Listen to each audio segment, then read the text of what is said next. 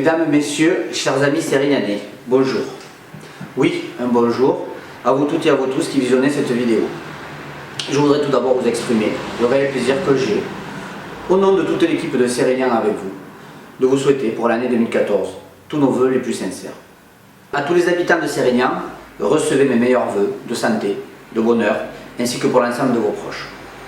Que tous mes bons vœux de réussite personnelle et professionnelle vous accompagnent également durant toute cette année 2014, qui, je l'espère, sera celle d'un profond renouveau. Vous le savez, notre pays, notre région, le Biterrois et Sérignan sont confrontés, plus que jamais, à de nombreuses graves crises, face auxquelles l'intervention des pouvoirs publics nationaux et locaux est trop souvent hors sujet et inconsistante. Dans ce contexte, l'on pourrait penser qu'il est malvenu de présenter ses vœux de bonne année pour 2014, si l'on n'œuvre pas pour notre pays et notre commune. Eh bien, je crois, personnellement, qu'aujourd'hui, plus que jamais, il est temps de prendre en main nos destinées, pour que ces bons vœux ne restent pas lettre morte, et que nous puissions ensemble œuvrer à redynamiser déjà le cadre de vie de notre commune. Car, comme vous pouvez le constater régulièrement, nous vivons dans une époque en crise à de multiples titres. Crise économique durable, avec ses incessants cortèges de fermetures d'entreprises, de licenciements et de chômeurs. Les commerces sérignanais ferment, le centre-ville se meurt, les jeunes sont désemparés à l'idée de se voir contraints à partir pour travailler ailleurs que chez eux. Les chômeurs sont toujours plus nombreux, et face à cela, les rares actions de la municipalité Lacasse sont de déplorer la chose. Sans faire guère plus, il y a un cédant à la fatalité, en se disant qu'après tout, c'est comme ça. Mais nos jeunes et les demandeurs d'emploi ne demandent bien souvent qu'une chose, qu'on les aide concrètement à trouver ou à retrouver enfin un emploi. Pas à l'autre bout de la terre pour un premier job, pas pour un salaire inférieur au précédent, mais ici et maintenant à Sérignan pour pouvoir y vivre sereinement et dignement. Crise identitaire majeure également, où désormais il ne se passe pas un jour sans que les valeurs civiques de notre République soient attaquées ou bafouées par des individus peu enclins à respecter nos coutumes, lois et traditions qui nous permettent de vivre ensemble. Là aussi, les pouvoirs publics locaux de Frédéric Lacasse sont totalement dépassés. Construire pour des populations nomades un espace d'accueil inadapté à la réalité du terrain, puis se gosser ensuite dans les dîners mondains d'avoir fait quelque chose, ce n'est pas avec cela que nos concitoyens et ces populations vivront sereinement, bien au contraire. Enfin, citons également dans ce triste inventaire, qui est malheureusement loin d'être terminé, la gravité de la crise sociale dans laquelle nous sommes et qui n'est pas évaluée à sa juste valeur.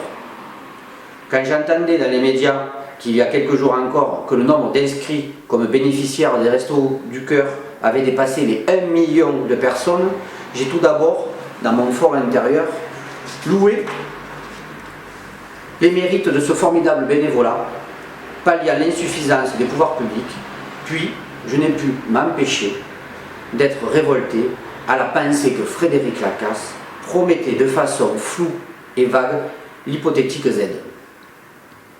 Mais les vaines promesses ne nourrissent pas. Et, dans ce domaine encore, la défaillance est de mise. Et pourtant, la commune reste plus que jamais essentielle comme niveau d'intervention territoriale et le véritable échelon de proximité, où nous pouvons œuvrer pour le bien-être des citoyens.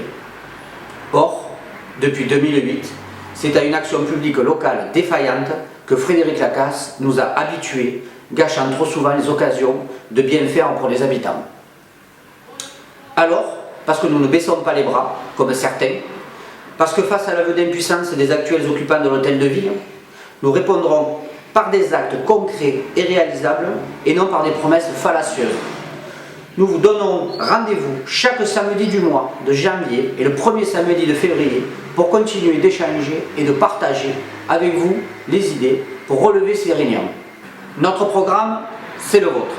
Depuis plusieurs mois, nous nous basons sur vos avis, c'est-à-dire ceux du réalisme et de la vérité, pour pouvoir ensuite agir réellement dans votre intérêt. Nous continuerons à développer notre réflexion grâce à vous dès ce samedi. À partir de 18 h, à notre permanence électorale des anciens jardins de Véronique situés sur l'avenue Victor Hugo, à côté de la place du marché, autour de la question des finances publiques, puis nous aborderons, durant plusieurs semaines, d'autres aspects essentiels de notre futures actions. Aussi, pour cette année 2014, permettez-moi de formuler un souhait que j'espère nous réaliserons ensemble au mois de mars prochain, lors de l'élection municipale, celui de vous représenter à l'Hôtel de Ville, pour qu'à nouveau la voix de Sérignan puisse s'exprimer. Bonne et heureuse année 2014. À très bientôt.